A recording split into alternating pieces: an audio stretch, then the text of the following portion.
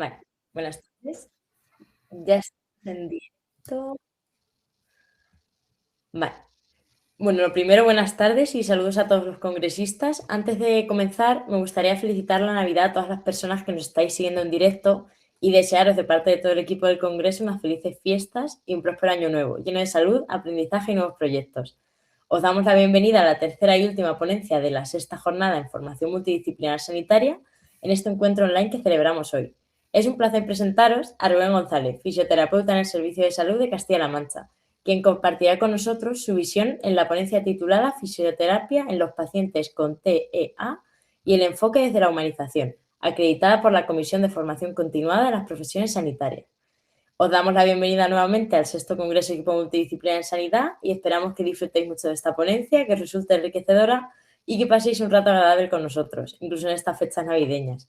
También os recordamos que podéis ir dejando vuestras preguntas por el chat. Y nada, Rubén, cuando quieras, todo tuyo.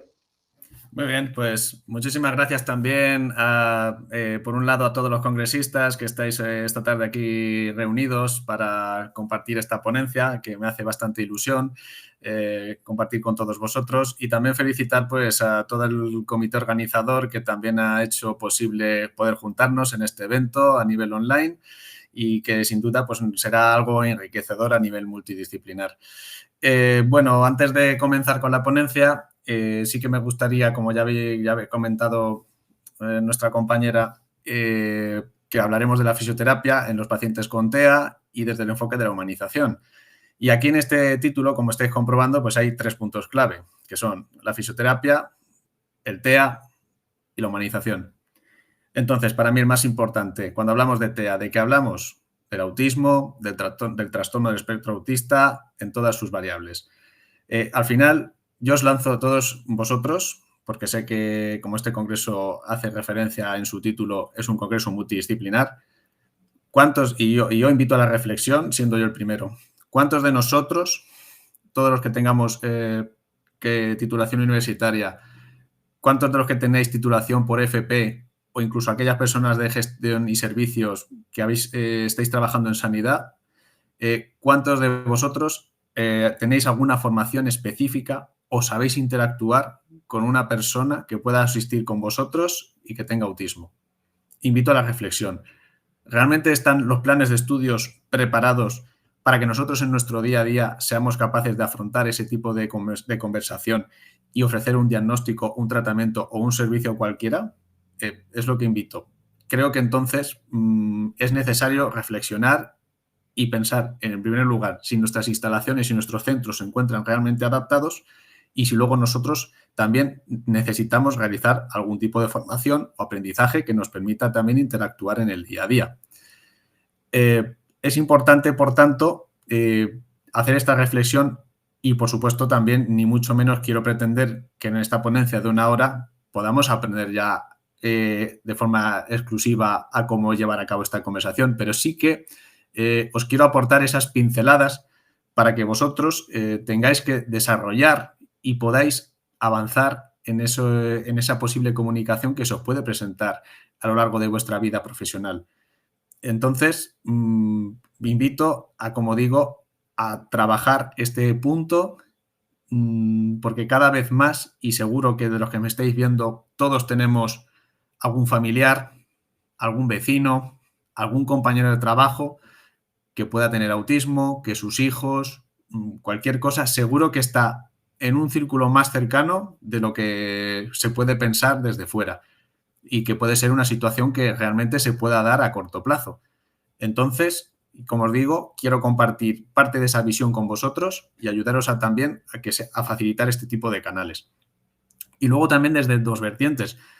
Yo sí que es cierto que la hablo desde un punto de vista de rehabilitación, de fisioterapia, puesto que es mi profesión, pero también desde el enfoque de la humanización, porque la humanización también es algo global, es algo multidisciplinar. Por tanto, quiero que también de esa humanización, cuando hablamos de humanización, hablamos de empatía, de ponerse en el lugar del otro y de realizar esos pequeños cambios y esas pequeñas adaptaciones que pueden facilitar el día a día. Y en este caso, hablándolo en particular con las personas con autismo. Entonces, voy a compartir ya con vosotros la presentación.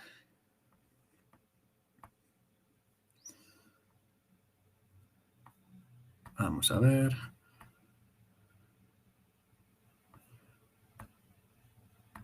A ver.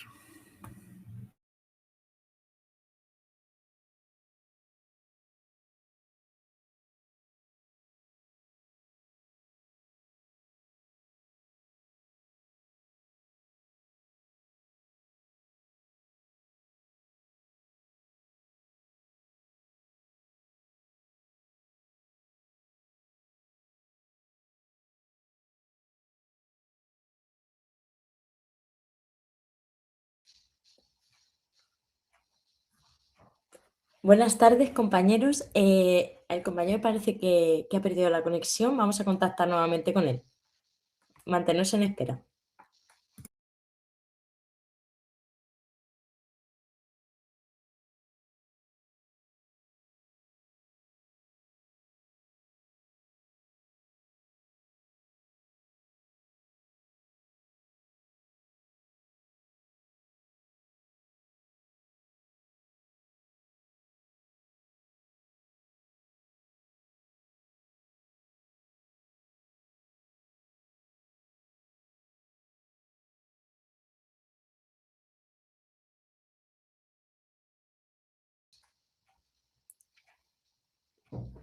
Buenas tardes, estamos en contacto con Rubén para que pueda volver a la ponencia nuevamente.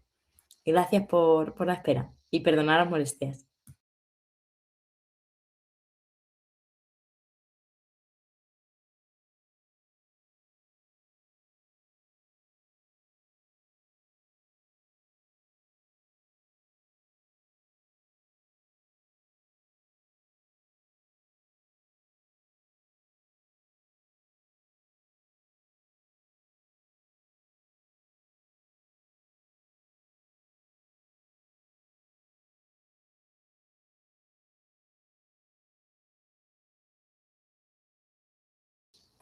A ver, disculpadme. Hola, Rubén, ya Sí, estás de vuelta. sí, discúlpame, no sé qué. A ver, ahora. Creo que ya. Nada, cositas del directo. Sí, a ver, creo que ya a lo mejor ya. A ver, confírmame, Mari Carmen, a ver, un momento.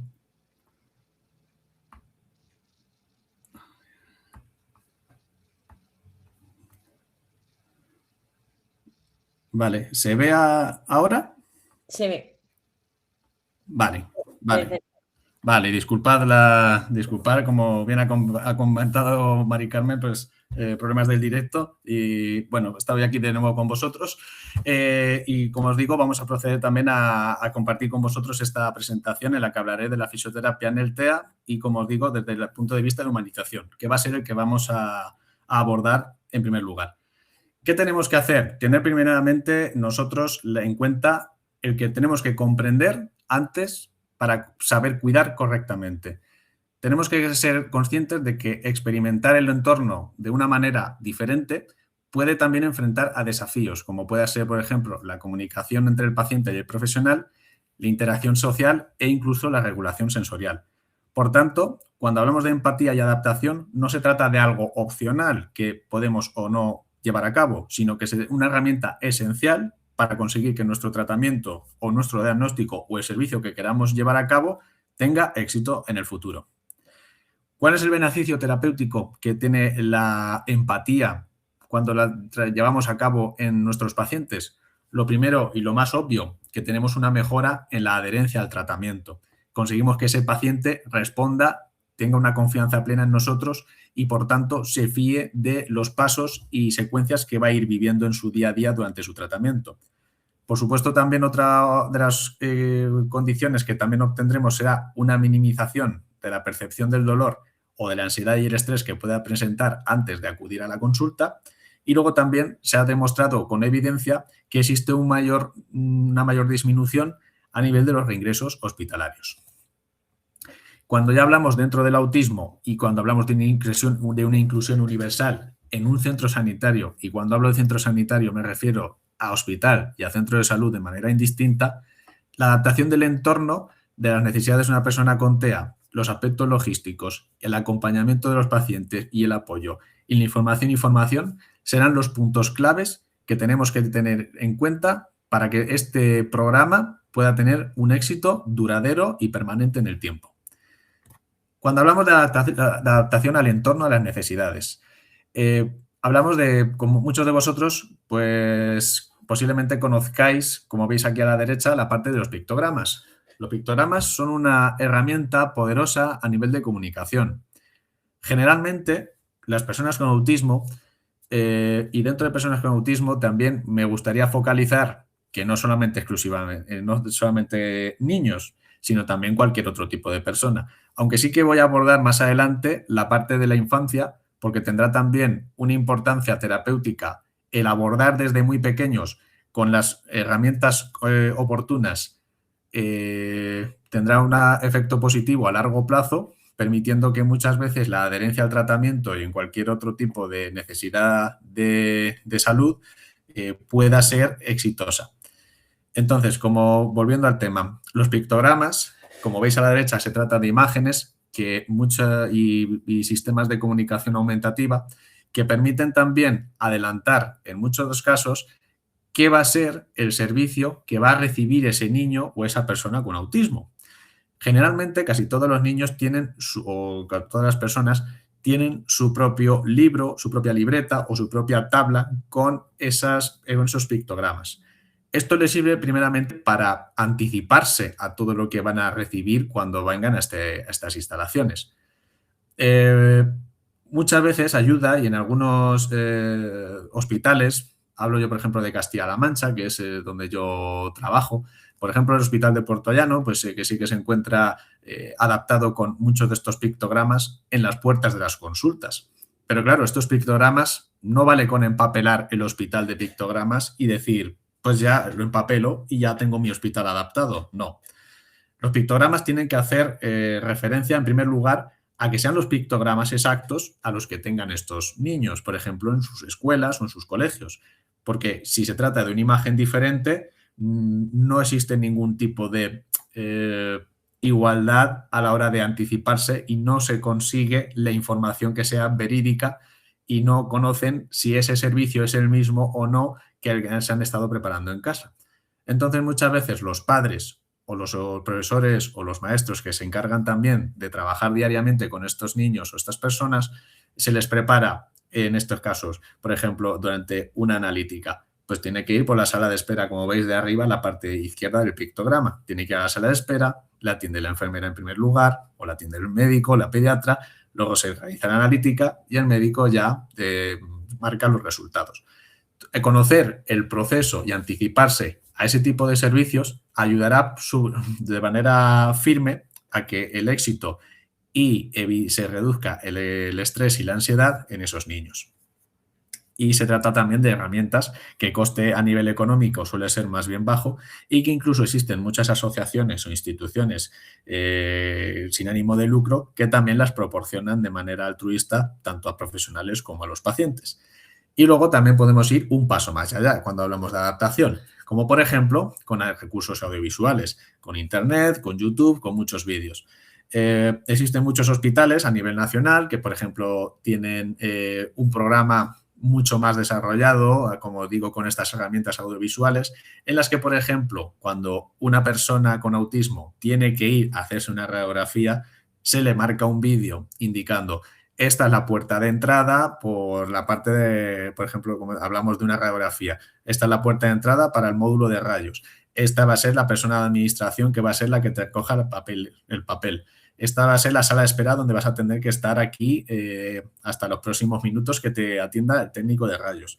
Y como os digo, todo eso en formato vídeo se le anticipa a la persona y también sirve para disminuir el estrés y la ansiedad. Coste real de realizar ese vídeo y proporcionarlo en un entorno como pueda ser un YouTube o, por ejemplo, en las propias escuelas, los propios colegios donde se encuentran estos niños, tampoco exige tanto para poder llevarse a cabo.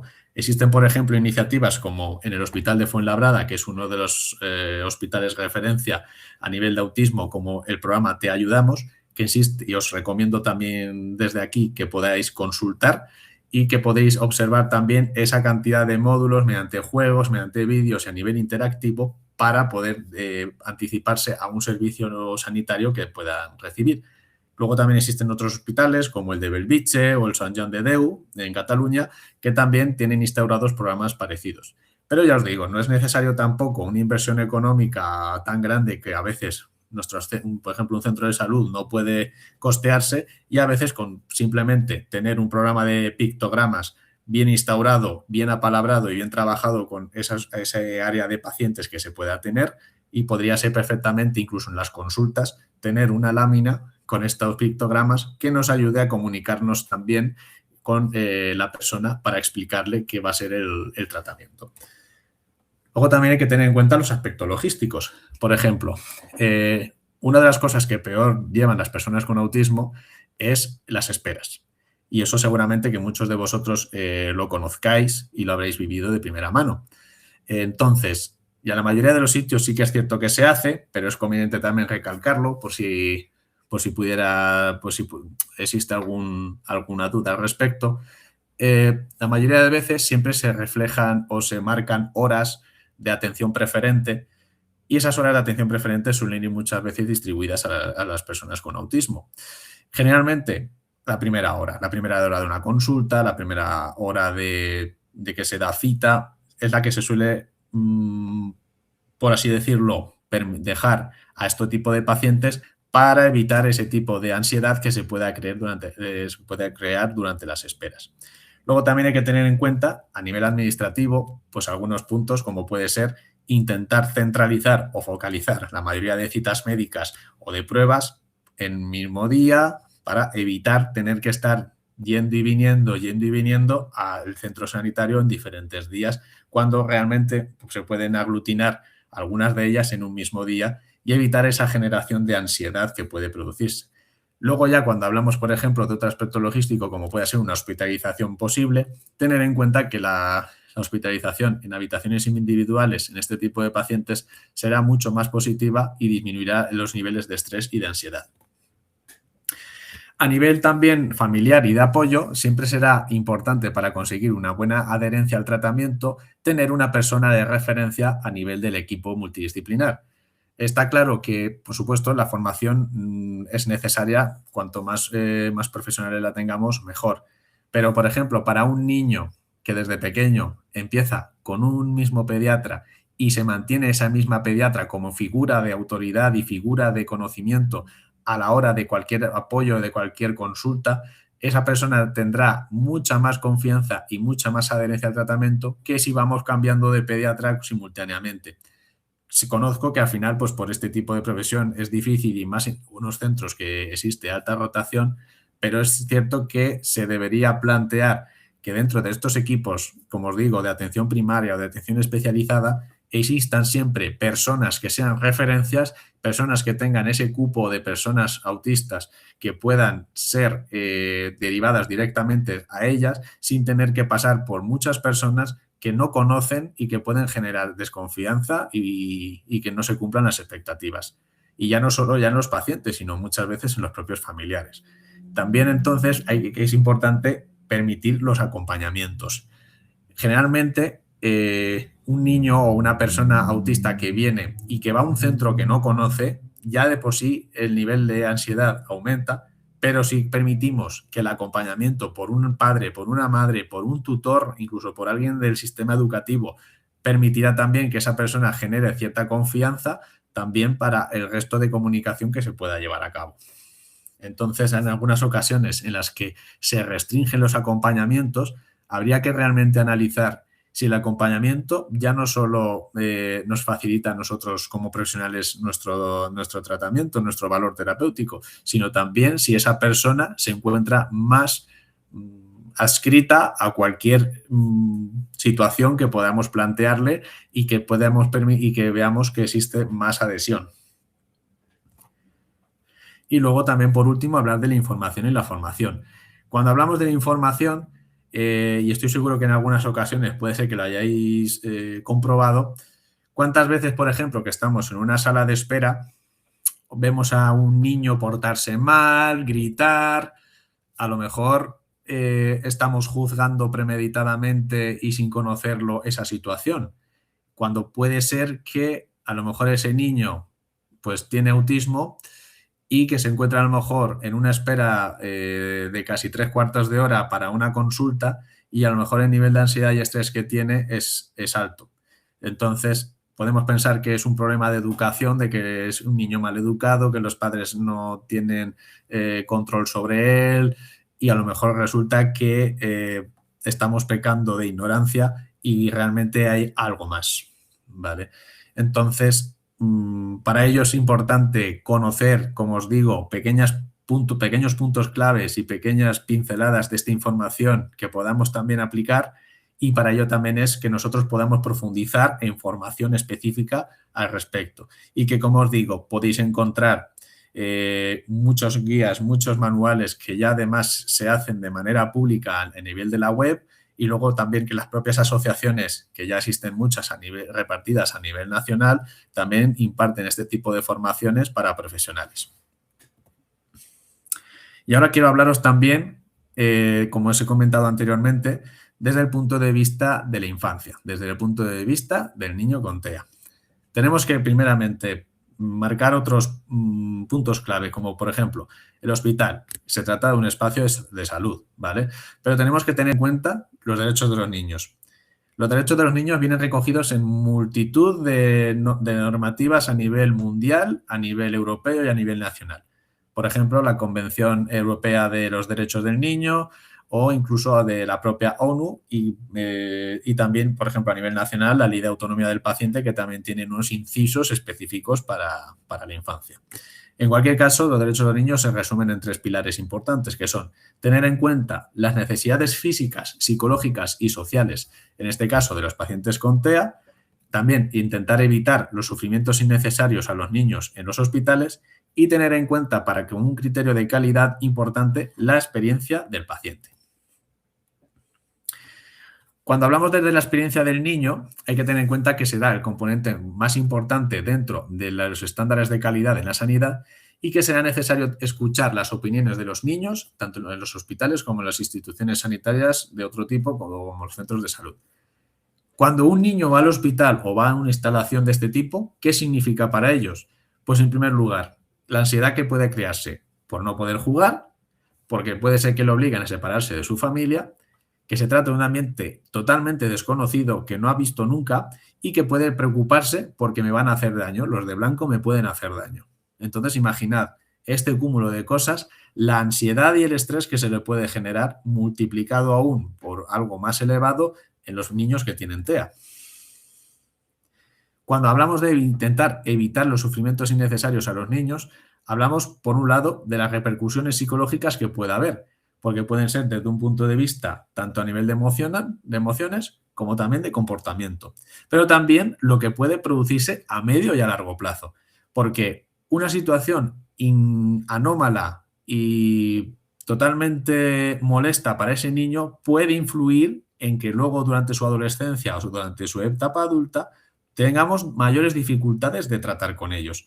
Por ejemplo, una situación mala, como os digo, a nivel de niños, puede crear ese a medio plazo un estrés postraumático con el médico y con el resto de profesionales sanitarios.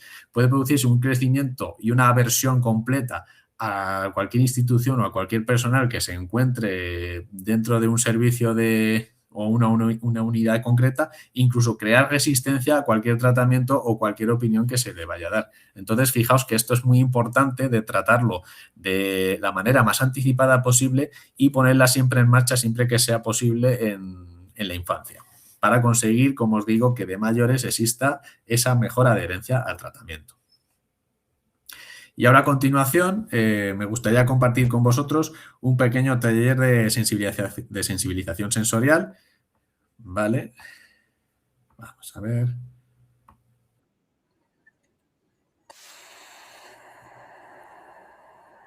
Vale, imaginad, por ejemplo, cuando hablamos de... No sé si se escucha bien.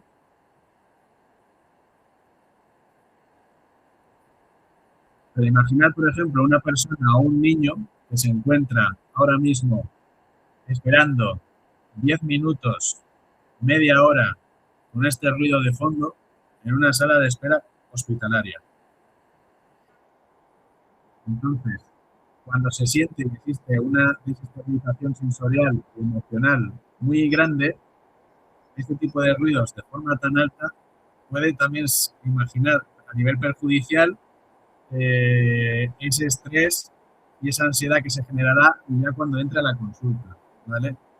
Y ya os digo que ahora mismo esto no llega ni a un minuto. Imaginad el estrés que ocurre al respecto.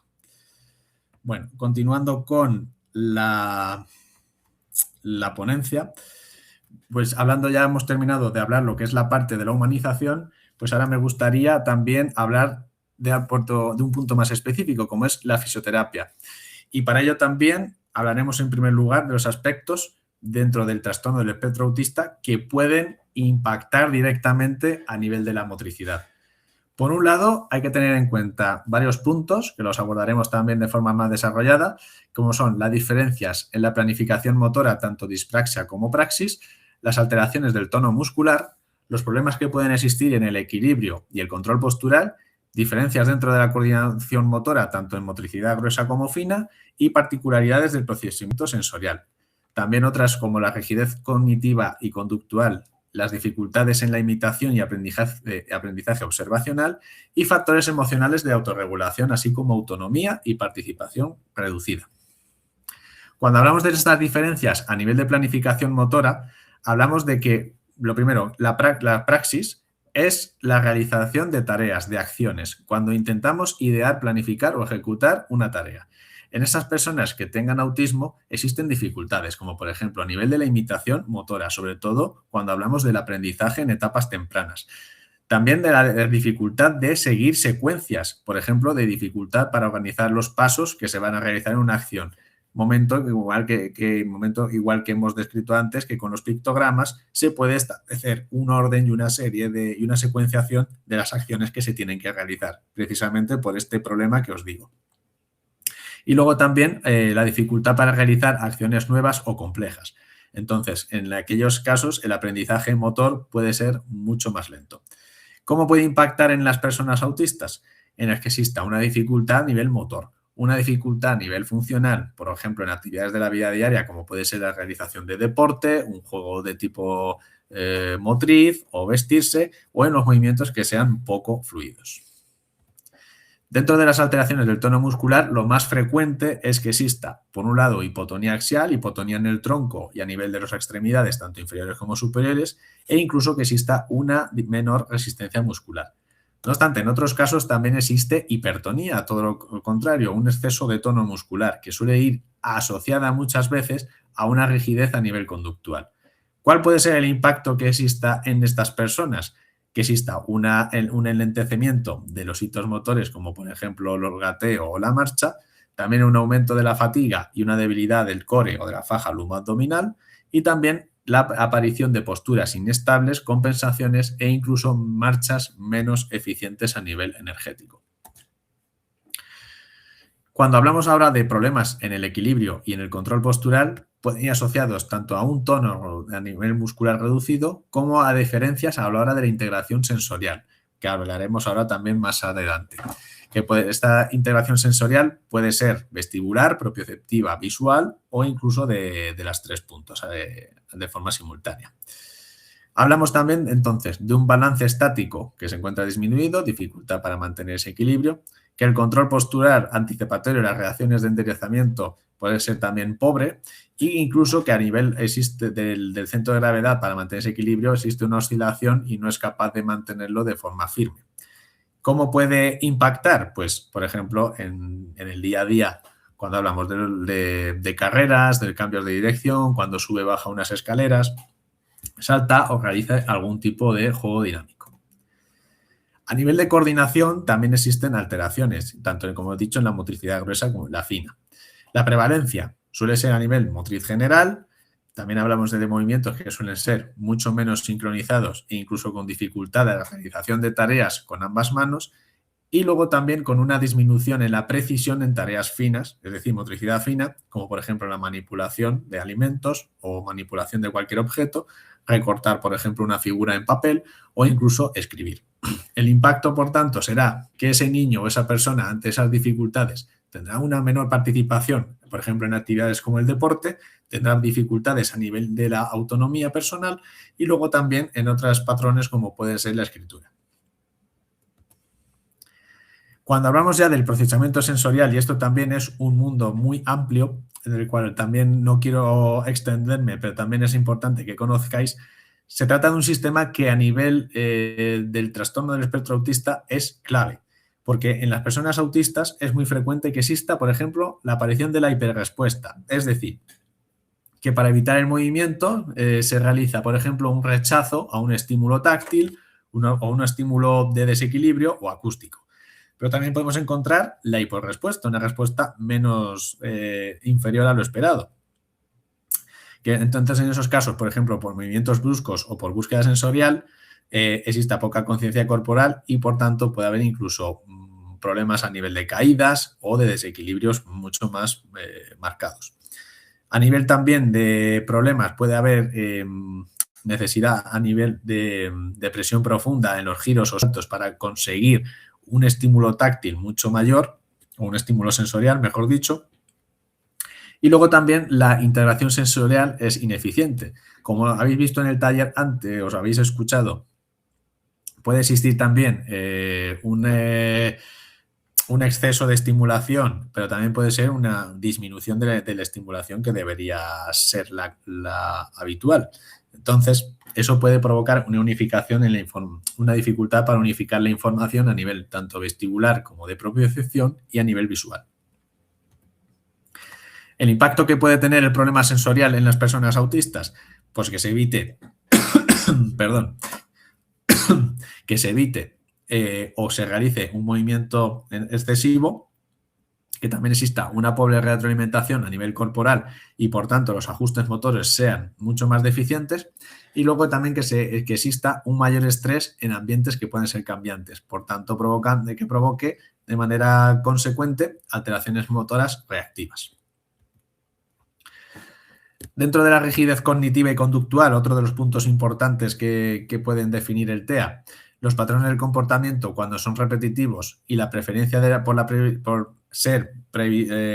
por buscar las situaciones más previsibles también afectarán al desempeño motor.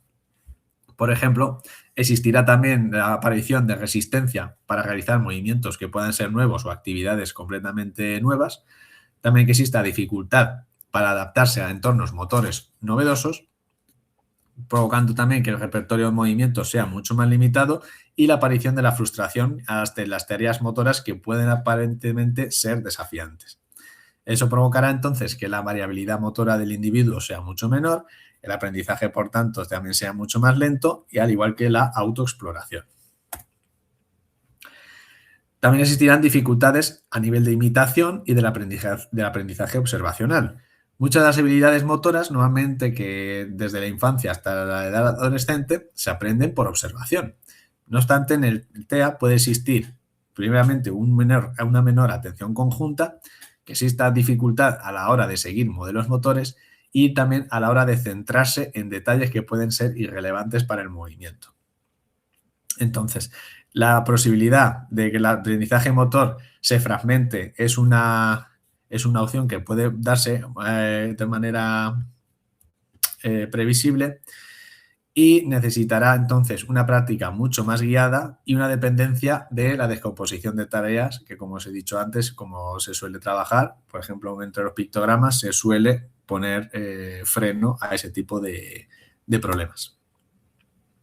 Dentro de los factores emocionales y de autorregulación, también tenemos que hablar de la ansiedad, esa ansiedad elevada que aparece sobre todo ante estímulos que pueden ser desconocidos o que provocan incertidumbre, también la dificultad para modular una activación fisiológica y las conductas motoras que pueden ser estereotipadas como la autorregulación.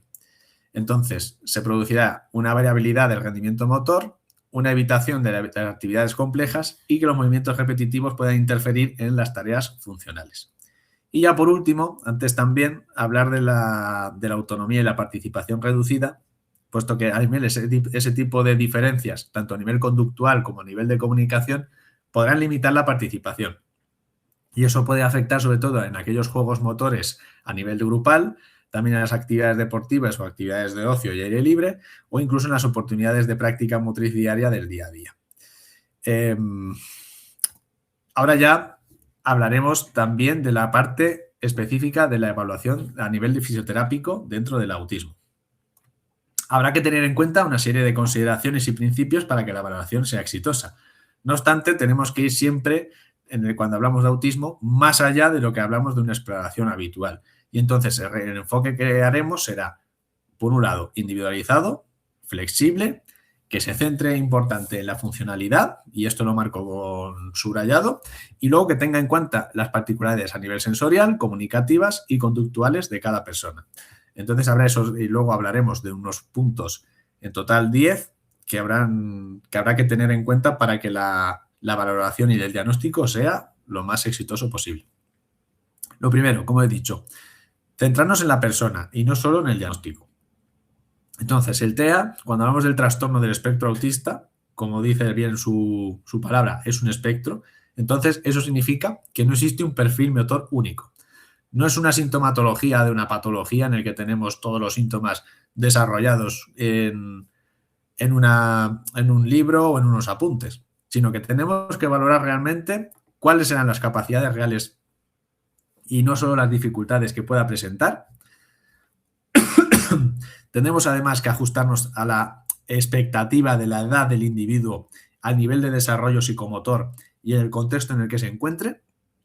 Y tendremos además que evitar las comparaciones con normas y sobre todo si no son funcionales.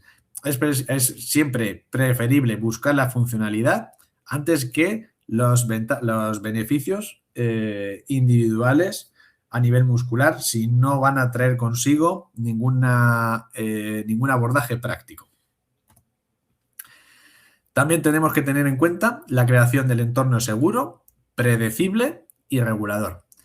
El entorno sabemos que influye indirectamente a nivel motriz. Entonces, habrá que tener como consideración que el espacio donde realicemos el trabajo sea un espacio estructurado y con pocos estímulos distractores.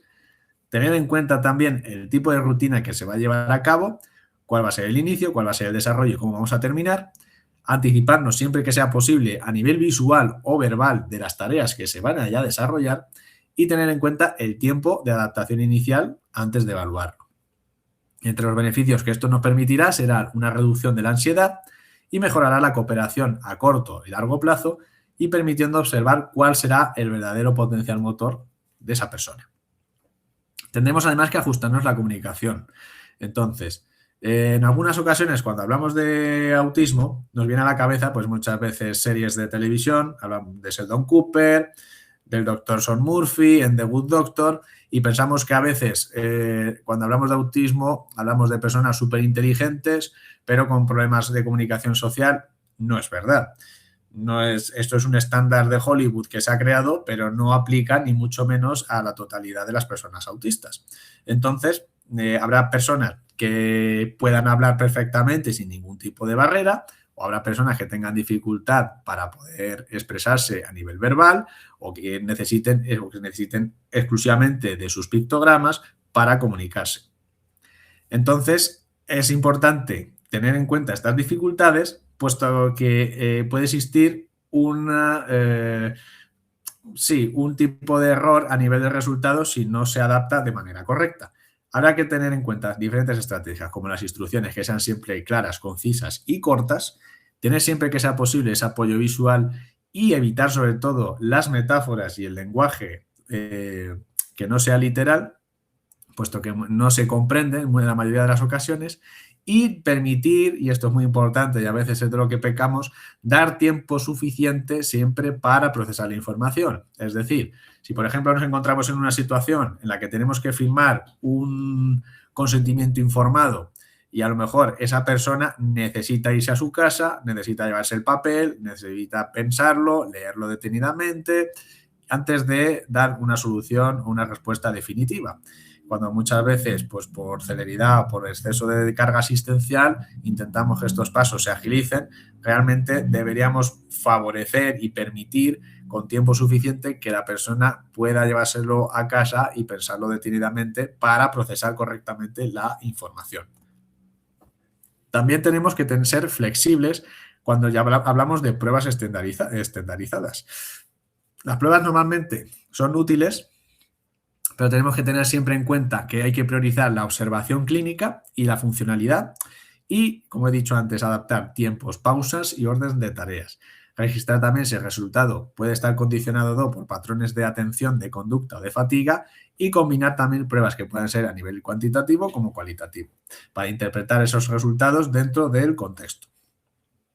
Debemos además observar en concreto los movimientos en un contexto natural, no por ejemplo de una valoración sin más de vamos a intentar realizar flexión, extensión, sube el brazo, bájalo, no. A lo mejor es preferible observar sin estar pendiente, sin dar órdenes y observar simplemente si esa persona durante un juego libre, dirigido, a la hora de su marcha, cómo realiza ese desempeño motor. Ver realmente si existe algún tipo de estrategia o alguna compensación o cuál es la respuesta según el entorno. Esto nos permitirá también tener una consideración y un diagnóstico mucho más certero a la hora de establecer también un tratamiento o unas pautas a nivel familiar o en una institución, por ejemplo. Tenemos además que considerar el perfil de la sensibilidad como eje central, puesto que puede haber respuestas, como os he dicho antes, diferentes a nivel propioceptivo, a nivel táctil o a nivel vestibular, y también la aparición de conductas que puedan evitar o la búsqueda sensorial y la influencia del entorno. Hay que tener en cuenta que una dificultad motora puede ser además consecuencia de una desregulación sensorial. En el séptimo punto también hablamos de la evaluación de la autorregulación y del estado emocional, que también lo hemos abordado antes, y tenemos que intentar observar cuáles son los signos de estrés, de frustración o de sobrecarga que aparecen y en qué momentos, cuáles son la capacidad además de mantener la atención y la necesidad de en qué momentos tiene que necesidad de aplicar pausas. Y también tenemos que incluir siempre que sea posible la familia y el entorno para conocer también las rutinas diarias, cuál es la autonomía, los intereses y motivaciones de esa persona y las dificultades que puede tener, sobre todo cuando hablamos de niños, en la casa y en la escuela. Todo eso puede llevar a cabo mediante entrevistas estructuradas o semiestructuradas, mediante cuestionarios, vídeos o incluso mediante fotografías.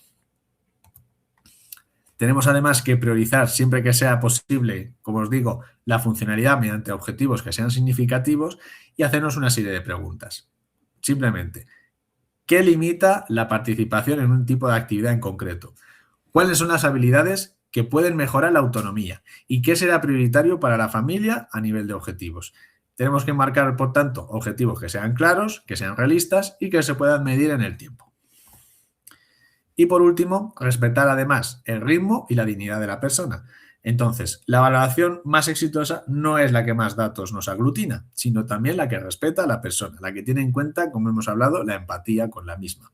Entonces, no debemos forzar tareas. Si no es posible realizar esa valoración el primer día, se puede realizar más adelante. Depende del contexto, depende de la situación. Tenemos también que anticiparnos a las señales que puedan crear la incomodidad y aceptar también las sesiones que puedan ser incompletas en caso necesario. En cualquier caso, será muy importante construir el vínculo terapéutico, el vínculo paciente-profesional. Y eso empieza ya, como os digo, en la primera valoración. Para ello, los fisioterapeutas pues podemos utilizar una serie de herramientas y escalas que pueden ser importantes, que también combinan las pruebas estandarizadas con la valoración clínica y, como os digo, siempre teniendo en cuenta el factor de la observación y la funcionalidad, y que puede estar también influido a nivel sensorial, a nivel de atención y a nivel conductual. La que más se utiliza generalmente es la MAP, la MABC2 o las siglas de Movement Assessment Battery for Children, que es la segunda edición. ¿Qué se encarga de evaluar? Generalmente es el desempeño motor en niños y adolescentes de 3 a 16 años. Y en ella se valora, por un lado, la destreza manual, la puntería y la captura y el equilibrio tanto estático como dinámico. ¿Por qué esta escala se puede aplicar perfectamente en el TEA? Porque tiene una alta sensibilidad para detectar patrones anómalos a nivel motriz y también las dificultades a nivel de coordinación. También es muy útil en los perfiles en los que existe dispraxia motora asociada al TEA y también nos permitirá identificar el impacto motriz por ejemplo, en las actividades en casa, a nivel escolar o de juego. Las consideraciones específicas de esta escala es que la ansiedad o la dificultad para comprender, por ejemplo, los ítems puede bajar la puntuación y será siempre recomendable antes de la misma demostrar antes el ejercicio que se tiene que realizar, se permiten realizar pruebas previamente y interpretar siempre los percentiles con cautela. Esto además nos permitirá registrar observaciones de carácter cualitativo, como puede ser como si evita realizar esa tarea, o si se fatiga en exceso o si toma algún tipo de estrategia diferente. Otra escala también interesante, por ejemplo, es la Brinsky o Seresky Test of Motor Proficiency, la BOT2. En esta que se evalúa, pues igual de 4 a 21 años, esta tiene un rango de edad mucho mayor y se evalúa la motricidad gruesa, la motricidad fina, coordinación, la fuerza, la velocidad de respuesta y la agilidad. Las ventajas que nos ofrece en el autismo, que la evaluación es muy detallada a nivel motor, que además permitirá detectar fortalezas y debilidades a nivel específico y que sea sobre todo muy útil en las personas con TEA, sobre todo que no tengan discapacidad intelectual marcada, porque en aquellas puede parecer que las dificultades motoras pueden pasar desapercibidas. No obstante, pues la escala tiene alguna limitación, como por ejemplo que si las pruebas son demasiado largas puede aparecer la fatiga, y no la tiene en cuenta, y que además requiere una dosis extra de atención y comprensión por parte de la persona valorada. En estos casos, pues se recomendará usar subtest seleccionados y fraccionar la evaluación en varios días, incluso priorizar las tareas que funcionalmente, insistimos, sean más importantes. También, por ejemplo, hablamos de la evaluación de integración sensorial mediante el Sensory Integration and Praxis Test, en el que se evalúa el procesamiento y la integración de la información a nivel de ejecución de acciones y tareas, a nivel vestibular, a nivel propioceptivo y a nivel táctil. La relevancia que tiene en el autismo, que el perfil sensorial condiciona directamente al rendimiento motor, como ya hemos aprendido, y que nos permitirá identificar además si la dificultad motora puede ser primaria o secundaria a un problema sensorial.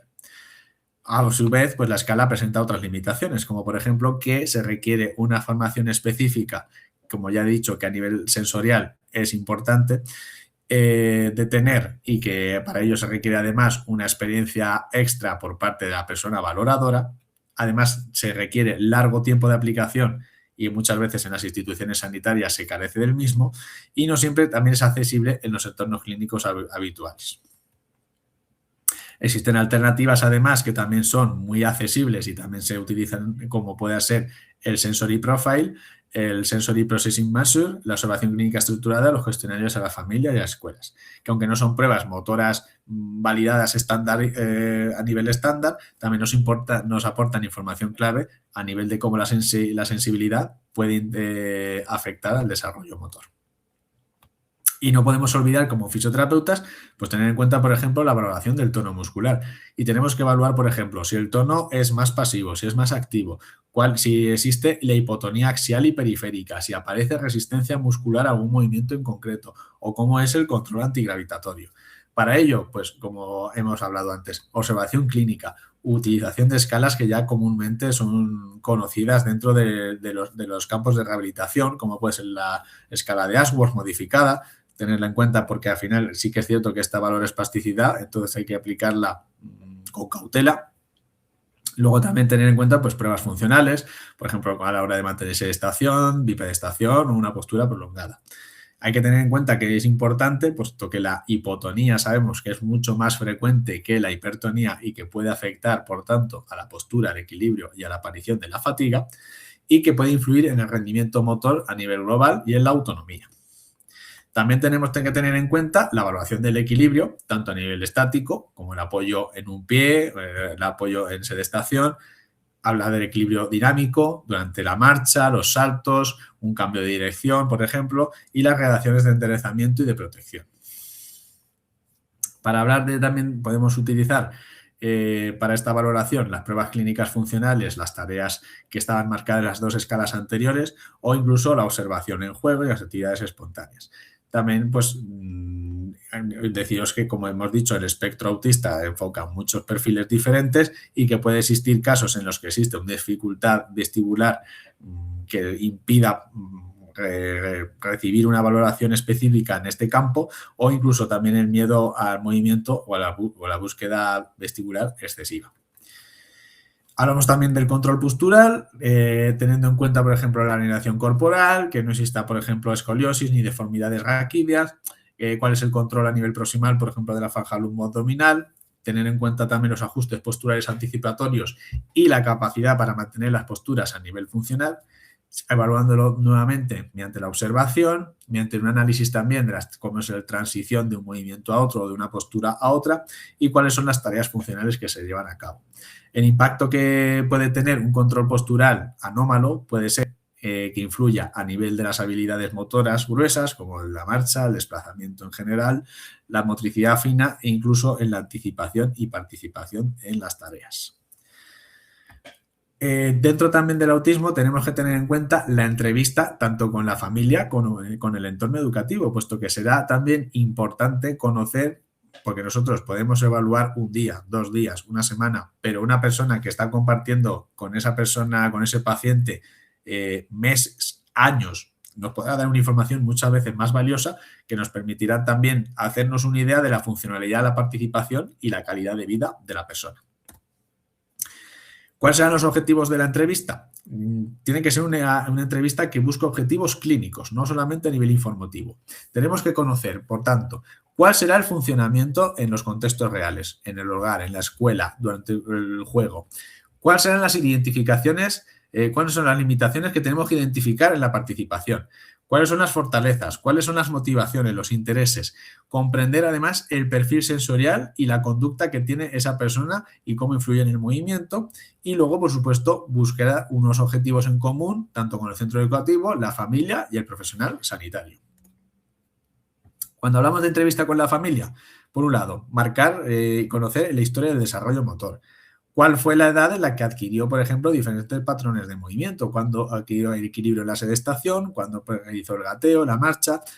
Si existieron dificultades motoras en edades tempranas, por ejemplo, que las edades frecuentes, o si existía una evolución mucho más ralentizada del movimiento conforme iba creciendo. Todo ello nos ayudará a diferenciar si la dificultad es una dificultad transitoria que ya se ha conseguido superar o si se trata de un problema persistente que tenemos que abordar de manera directa. Tenemos también que evaluar en la entrevista el funcionamiento motor en las actividades de la vida diaria. Por ejemplo, el vestirse, cómo sube y baja escaleras, cómo es su higiene, cómo es su tolerancia al esfuerzo, si aparece la fatiga, cómo son los juegos o cómo usa el cuerpo a nivel del lenguaje no verbal para comunicarse. Entonces, la familia observará que la familia normalmente observa lo que no aparece en la consulta. Nosotros nos podemos llevar una idea equivocada y la familia nos puede marcar que eso no es tal como lo vemos de forma habitual. Conocer el perfil sensorial, también la familia tiene un importante valor en ello. Conocer cuál es la reacción al contacto físico, a las texturas, a la ropa, a respuestas, por ejemplo, al movimiento, como en los columpios, los giros, los saltos, la necesidad, por ejemplo, de presión profunda o es que realice movimiento constante o incluso las conductas a la hora de evitar o la búsqueda sensorial. A nivel de regulación emocional también conocer y valorar las situaciones que puedan generar estrés o desregulación, cómo se manifiesta además la hiperactividad o el bloqueo o las estrategias que funcionan para poder calmar o regular a esa persona que tiene ansiedad o estrés en el momento y cuál puede ser la tolerancia de la persona a la frustración cuando intenta realizar algún tipo de actividad y no es capaz de llevarla a cabo. Puede aparecer, como os digo, esa situación de frustración que en muchos casos puede conllevar gritos, problemas psicológicos, incluso ya en casos mucho más extremos, autolesión. Conocer además los intereses y las motivaciones, como por ejemplo las actividades preferidas, los objetos de interés o temas de interés especial o los juegos que pueden implicar movimiento y que disfruta. Y utilizarlos eso siempre en nuestro beneficio durante la aplicación del tratamiento, porque será clave para mejorar la adherencia del mismo. Conocer además las expectativas y las prioridades familiares y preguntar directamente con estas 3 preguntas. qué es lo que más te preocupa de esa persona, de tu hijo, de tu familiar, qué te gustaría que mejorara primero y cuáles son las situaciones motrices que tienen más limitación durante su día a día. Y estos serán los objetivos terapéuticos que debemos acordar junto con la familia. Y luego ya hablamos de la entrevista a nivel del aula. En ese, por ejemplo, los profesionales educativos también nos pueden aportar información de interés, puesto que nos pueden decir, por ejemplo, cuál es la postura de esa persona en sedestación, cuál es la capacidad que, por ejemplo, mantiene tareas que requieran control postural, si aparece fatiga durante la jornada escolar o si necesita apoyos físicos o pausas de movimiento extras. Conocer además la movilidad del recreo y la educación física, como por ejemplo la exploración en la participación en juegos grupales, coordinaciones en actividades deportivas y de educación física, evitación del juego motor o aislamiento y la seguridad que lleva en los desplazamientos.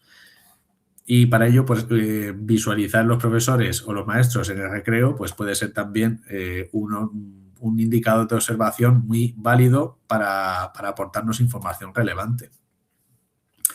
Nuevamente, pues conocer en el centro educativo cómo son las transiciones, cómo son los desplazamientos, subir y bajar escaleras, cómo realiza un cambio de aula o cómo se organiza a nivel de espacios muy llenos de gente. Situaciones en las que existe un desafío a nivel sensorial y una planificación motora y de equilibrio extra. Y luego ya las estrategias que ya son utilizadas, es decir, las adaptaciones que tiene, si las utiliza, si no las utiliza, si dan respuesta a un problema, qué ha funcionado y qué no, si necesita asesoramiento de rehabilitación el centro, es decir, saber si lo que se está aplicando ya funciona o no funciona. Y para ello también pues, utilizar otras herramientas que ya hemos dicho anteriormente para recoger esta información, como la entrevista estructurada o semiestructurada, cuestionarios, registro del profesorado, vídeos del niño, siempre y cuando sea posible y con, por supuesto, consensuado con el centro educativo y la familia, e incluso escalas de participación y desempeño ocupacional. También debemos conocer la información que la familia y la escuela deben siempre complementar los resultados de las pruebas motoras, nos tendrán que ayudar a los objetivos que nosotros marquemos, nos tendrán que ayudar a identificar barreras y facilitadores y además guiar las adaptaciones que podamos cambiar o implementar de nuevo. Y ya por último, y antes de finalizar, pues hablaré brevemente de las intervenciones que según la evidencia trabajan de forma conjunta la fisioterapia y el autismo. Entonces, el objetivo no es normalizar el movimiento. Siempre el objetivo será mejorar participación, independencia y calidad de vida. El más importante y el que más evidencia tiene es un tratamiento enfocado a la funcionalidad. La evidencia actual prioriza las intervenciones que apliquen directamente las actividades de la vida diaria. Por ello, los principios claves, ¿cuáles pueden ser? Objetivos funcionales y significativos, como el juego, las actividades de la vida diaria, cuando hablo de higiene, vestimenta, alimentación, etc. Intervención siempre orientada a la participación al completo y no solamente en los déficits aislados, y siempre en un contexto de ámbito natural o tareas representativas que se lleven a cabo de la manera más realista posible. Por ejemplo, si queremos trabajar en la autonomía escolar, pues entrenar y subir y bajar las escaleras de centro, los cambios de aula, o por ejemplo, mayor tolerancia a las tareas que se realizan en una mesa, pues trabajamos el control postural en ese aspecto. Si queremos trabajar más a nivel de la seguridad, el recreo y el deporte, pues enfocarnos más a nivel del equilibrio. Cuanto mayor generalización consigamos, mayor adherencia terapéutica irá de la mano. Luego existen otras corrientes, como por ejemplo, entrenamiento motor enfocado más que en funcionalidad en tareas específicas. También tiene un respaldo científico alto. En este caso, pues se busca practicar tareas funcionales de forma repetitiva. Se busca además progresar la dificultad del mismo, aplicar una variabilidad luego en el contexto y que exista un feedback claro y una retroalimentación positiva y estructurada. Dentro de la aplicación en TEA, lo que se busca es que, por ejemplo, cuando hablamos de una actividad funcional más compleja, descomponerla en otras tareas más individuales, utilizando para ello modelado y ayudas visuales e incluso permitiendo que el ritmo sea adaptado y con mayores pausas o mayores tiempos para el mismo. Los beneficios que marcan este tipo de evidencia es que existe una mejora a nivel de coordinación, equilibrio y planificación motora, y que además aparecerá un aprendizaje motor y una transferencia a las actividades de la vida diaria de lo ya aprendido. Luego también, y esto se aborda mucho más en trabajos y en formaciones específicas a nivel sensibilidad y a nivel sensoriomotor, en el que el movimiento se encuentra estrechamente ligado al procesamiento sensorial. Entonces, por ejemplo, la ASI, que es la Area Sensory Integration, muestra muchos beneficios, pero a nivel moderado, cuando se aplica por profesionales específicamente formados en esta formación, se establecen objetivos funcionales claros y además se mide el resultado funcional. En este caso, los principios de aplicación serán actividades significativas con desafío justo, una integración vestibular, propioceptiva y táctil, además de una participación activa del niño. Pero también es importante que la rehabilitación y el reentrenamiento sensorial en ningún momento sustituye al entrenamiento motor. Siempre en ese caso lo complementa y es importante, se puede, por supuesto que si el tiempo lo permite, tenemos que complementarlo siempre que sea posible y que por supuesto tiene que integrarse dentro de un plan funcional. Luego ya más ampliamente conocido y más aplicable también a otros campos, la actividad física y el ejercicio terapéutico, que ya sabemos realmente los beneficios que tiene el mismo y que tiene una evidencia positiva en el TEA. Y que, por supuesto, pues el tipo de intervención que podemos llevar a cabo mediante este tipo de actividad puede ser ejercicio aeróbico, programas de fuerza adaptados, actividades rítmicas deportivas como ciclismo, correr o natación y juegos motores dirigidos. En este caso, pues el fisioterapeuta será el profesional formado específicamente para dirigir y adaptar la actividad, asegurar la progresión y la seguridad y facilitar que la participación se mantenga durante todo momento. Y luego, dentro de las técnicas de regulación sensorial, que también serán importantes para controlar el aprendizaje motor, buscaremos optimizar ese nivel de activación, trabajar la atención y la tolerancia a la tarea y disminuir las conductas que puedan ser anómalas y para ello podemos trabajar presión profunda, pausas activas programadas, movimientos rítmicos y predecibles y respiraciones guiadas mediante control postural. Entonces, en el caso de que exista alteración en situaciones de estrés y nerviosismo, tenemos que intentar regular primero y después intervenir. Luego ya después, una vez que hayamos hecho el trabajo de campo, para entendernos también tenemos que trabajar sobre el entorno, sobre el resto del contexto y el manejo conductual. El entorno ya hemos dicho que tiene una influencia directa a nivel motor y sensitivo en los pacientes autistas. Las adaptaciones ambientales, como por ejemplo un espacio estructurado, predecible y conocido, reducción siempre que sea posible de los estímulos que provocan distracción y la aparición de material visual como los pictogramas y realización de rutinas claras, favorecerá también este tipo de adaptación y nos permitirá también que adaptar el entorno no forzaremos a la persona y permitiremos que el refuerzo positivo de la elección controlada, el uso de intereses especiales y la duración y exigencia adaptadas serán una de las estrategias importantes para conseguir esta adaptación. Por ejemplo, voy a haceros una secuenciación muy sencilla con algunos ejemplos de, por ejemplo, en un niño con autismo de 6 años y queremos mejorar el equilibrio y la participación en el recreo. ¿Cuál será la intervención que llevemos a cabo? Pues, por ejemplo, tenemos que entrenar los saltos o los cambios de dirección o podemos desarrollar circuitos motores funcionales y podemos marcar, por ejemplo, esta línea de tratamiento y de seguimiento mediante una actividad física estructurada 2 veces a la semana y ver luego la evolución. Si, por ejemplo, ya vamos a un punto de más edad, por ejemplo, un adolescente que tenga 12 años y queremos trabajar como objetivo aumentar la resistencia, la autonomía, podemos diseñar programas en los que aumente la fuerza de carácter de forma progresiva, realizar, por ejemplo, caminatas o senderismo de forma estructurada y trabajo de regulación sensorial siempre previa al ejercicio. Ya hay otro ejemplo que os propongo, por ejemplo, persona con TEA con hipotonía, en el que queremos trabajar, por ejemplo, a la mejora del control postural. Pues podemos realizar tareas funcionales en las que se fortalezca la faja lumboabdominal. También podemos realizar trabajos de propiocepción y trabajos de integración sensorial incluidos dentro de una tarea en concreto. Entonces, ya para acabar, antes de finalizar, deciros que una buena valoración no termina en la cabilla sino que se determina en la vida real y viéndolo con la observación y viéndolo con la funcionalidad. Y otra reflexión final que os comparto por aquí, que ser empático no significa solo ponerse en el lugar del otro. Aunque quizás si aquí tenéis dificultad para leerlo, en esta reflexión final, como os digo, no significa ponerse en lugar del otro, sino hacer cambios reales para mejorar la atención y que cualquier pequeña adaptación, por pequeña que sea, puede marcar la diferencia entre la experiencia del paciente con TEA y favorecer la realización de un vínculo fuerte a nivel profesional y paciente.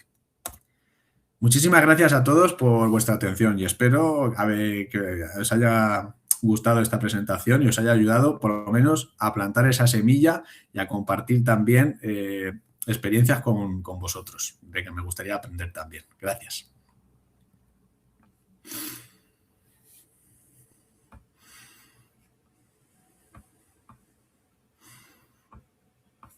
Hola Rubén, de nuevo.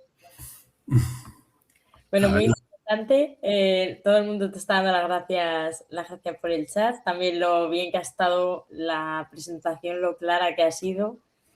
Y nada, muchas gracias también por nuestra parte. Vamos a dejar también este ratito por si quieren ir poniendo los compañeros, que estamos bastantes esta tarde, para ver si quieren poner alguna duda, alguna cuestión que te quieran transmitir. Aunque vamos, lo has dejado todo muy, muy claro, pero por si queda algo en el tintero también para que sepan que es el momento. Por supuesto.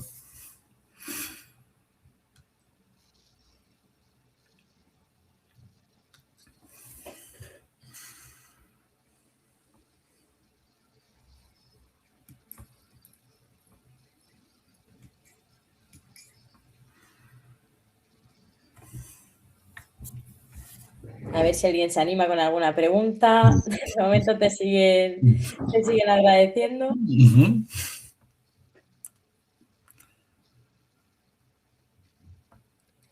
Mira, por aquí pregunta María Esther sobre trabajar con la familia en actividades en el domicilio. ¿A qué se refiere? ¿En ejemplos a lo mejor? ¿O cómo se puede...? Claro, es que ha seguido escribiendo. Para mejorar la funcionalidad. Vale, a ver, esto en estos casos pues exige también que el profesional sanitario, pues tenga la posibilidad de desplazarse al domicilio. La mayoría de veces siempre es posible. Entonces, lo primero tenemos que conocer, claro, el domicilio en el que se encuentra. Si hablamos de actividades de la vida diaria, si hablamos de la motricidad o de la movilidad, de los desplazamientos en la casa, lógicamente no es igual un piso que una casa con barreras arquitectónicas. Entonces, también conocer la habitación del niño y el dormitorio nos puede también dar información importante. Como os digo, pues al final tenemos que evaluar de forma consensuada con la familia qué objetivos y qué nos queremos marcar y luego, por supuesto, pues analizar ese ambiente, ese entorno. Generalmente las familias cuando tienen un familiar con autismo están muchas veces muy bien, conocen de primera mano la funcionalidad de su hijo y demás, y entonces muchas veces no es necesario tampoco educar a la familia, pero sí que a veces falta marcar los objetivos, que es donde suele estar la mayoría de los problemas. Ya como os digo, pues al final, si hablamos de actividades de la vida diaria, si por ejemplo duerme en una cama demasiado alta, si es baja, de cómo es la mesa, dónde juega, todo ese tipo de cosas tenemos que analizarlo, apuntarlo en un blog, en una libreta y luego establecer esos objetivos si buscamos trabajar sobre la hipotonía, sobre el retardo a nivel de los movimientos de extremidades. En principio, vamos, siempre que sea posible es buscar objetivos, marcar diagnóstico y luego tratamiento. Perfecto. También nos comenta a movilidad, por ejemplo, vestirse, entrar a la ducha, cómo trabajar eso en un entorno sanitario. Vale, en un entorno sanitario, me entiendo que se refiere a nivel de institución tipo un centro de salud o un hospital. Sí que es verdad que la mayoría de hospitales y centros de salud son algo genéricos, entonces no se tienen en cuenta este tipo de particularidades. Sí que existen algunos hospitales, por ejemplo, específicos, unidades principalmente de pediatría, como os he dicho, los hospitales más grandes, por ejemplo, de Madrid o de Barcelona o de de comunidades grandes, en los que sí que, sobre todo los terapeutas ocupacionales son los que se encargan de trabajar este tipo de actividades. Y entonces disponen ya, por ejemplo, de un grifo con una alcachofa de ducha que lo simula, de cómo realizarlo a cabo, o a la hora de la vestimenta también de doblar y abrir la ropa. Entonces ya os digo que existen particularidades, sobre todo a nivel de terapia ocupacional, que se encargan de trabajar este tipo de objetivos. Genial. También tenemos por aquí otra pregunta de Vanessa, que está haciendo ahora su segunda carrera sanitaria y pertenece a la Comisión de Igualdad y Discapacidad de la universidad. Rubén, ¿qué crees que se puede cambiar en las universidades públicas para que los alumnos salgan mejor formados en TEA? Es una pregunta muy buena, muy buena. Creo que esto al final, donde muchas veces se ve, porque, a ver, sí que a nivel teórico, pues las carreras sanitarias, y si Vanessa ya va por su va estudiando, ha estudiado también otra carrera de este tipo, se ve todo desde un punto de vista muy teórico, pero no se interactúa, no se observa. Al final, lo que quiero dejar claro es que aquí es donde realmente se ven las situaciones mediante la observación. Pero si no se observa en la parte práctica, muy rara vez nosotros desde un punto teórico vamos a intentar cambiar las cosas.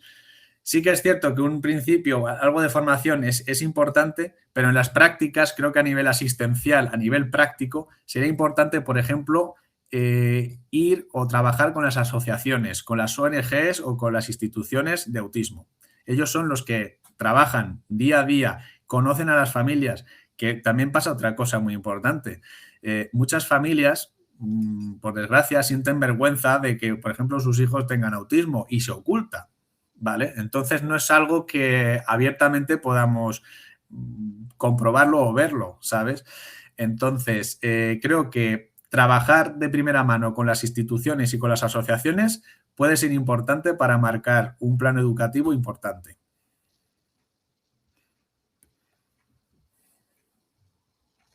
Perfecto. Comenta Vanessa que le encantará, a ver qué han seguido escribiendo, le encantará trasladarlo al decanato y que se realicen prácticas en entidades sociales. Creo que puede ser positivo, puede ser muy positivo, que al final es muy importante también conocer centros de salud y hospitales, que es donde muchas veces se realizan las prácticas, pero tener en cuenta las asociaciones que tienen también, sobre todo, su equipo rehabilitador específico, sus figuras médicas y de enfermería específicas, nos ayudarán a comprender mucho mejor las estrategias de comunicación y las estrategias diagnósticas y terapéuticas. Genial, pues te lanzo otra pregunta para aquí. ¿Cómo los médicos de atención primaria pueden guiar y participar en el mejoramiento de la calidad de vida de este tipo de pacientes y sus familias? En primer lugar, creo que sería importante dentro de los médicos de atención primaria, cuando hablamos de médicos, primero hablamos de médicos de adultos, ¿vale? Creo que ya lo primero tenemos que establecer cuál va a ser los médicos de referencia, qué médicos realmente se encuentran comprometidos con la causa y que estén dispuestos, si no lo están ya, a recibir una formación específica. Que esas personas, como os he dicho, sean referencias para las familias de un área sanitaria o de una zona básica de salud y que sean todas esas personas que en pediatría ya se hayan diagnosticado o por cualquier especialista y que siempre sea su médico de referencia ese mismo del centro de salud. Entonces, una vez que tengamos identificadas y decir yo quiero ser esa persona ya tiene que realizar una formación específica que no son excesivamente amplias, no es necesidad de realizar un máster, no es necesidad de realizar algo exigente a nivel presencial, simplemente conocer unos ítems un poco más desarrollados. Y luego también el conocer las estrategias de comunicación, ¿vale? Por ejemplo, cosas muy sencillas, los pictogramas, como ya os he dicho, conocer los pictogramas, utilizar láminas de pictogramas consensuadas con los centros educativos de esa zona, por ejemplo, o, por ejemplo, si queremos realizar algún tipo de exploración, una cosa que ayuda mucho, es muy sencilla y cuesta muy poco dinero. Tener en la pared de la consulta, por ejemplo, una lámina de típico clásico de buscando a Wally. Entonces, si tenemos a la persona que intente buscar a Wally y está buscando la atención, está centrándose, por ejemplo, en dónde se encuentra, mientras el personal sanitario le está realizando la exploración, ayudará, por ejemplo, mucho a bajar la ansiedad y el estrés de esa persona y será mucho más fácil la adherencia al tratamiento. Ya os digo que al final es muchas veces imaginación antes que gastarse grandes cantidades de dinero. Total, qué buen ejemplo, Rubén. Me ha gustado. Y por aquí te siguen agradeciendo. Si no hay más preguntas, pues vamos casi a dar fin. Bueno, te sigue muy claro y didáctico todo. Te comentan los compañeros. Y Gracias. nada, lo primero también por mi parte, decirte que ha sido un placer asistir a tu ponencia en la jornada de hoy, que enhorabuena por tu excelente intervención, que es una suerte poder contar con profesionales como tú en este congreso y esperamos que muchos más. Y desde la organización también agradecerte sinceramente tu participación en el 6º Congreso Equipo Multidisciplinar. Sabes que esta siempre es tu casa y siempre lo será. Y también, asimismo, queremos agradecer a todos los congresistas que os habéis unido a nosotros en esta jornada online del 29 de diciembre. Sabemos que la Navidad es un momento de compromisos personales, familiares y por eso valoramos aún más vuestro esfuerzo. También vuestra participación activa y vuestro interés por seguir aprendiendo y compartiendo experiencias. Ese espíritu de colaboración y crecimiento al final es el mejor regalo y el pilar que hace posible eventos como este y que año tras año podamos seguir realizándolos. También recordaros, muy importante, que cuando terminemos podéis hacer la encuesta de satisfacción, tanto de la encuesta, o sea, tanto de la ponencia de Rubén, como las 2 ponencias que se han desarrollado a lo largo del día. También que vuestra opinión siempre es muy importante para seguir mejorando. Y por mi parte, nada, muchas gracias a todos por acompañarnos, a ti Rubén, a todos los congresistas que nos han visualizado y felices fiestas y muy feliz Navidad y próspero año. Muchas gracias a vosotros. Gracias y felices fiestas. Un placer. Hasta luego. Adiós.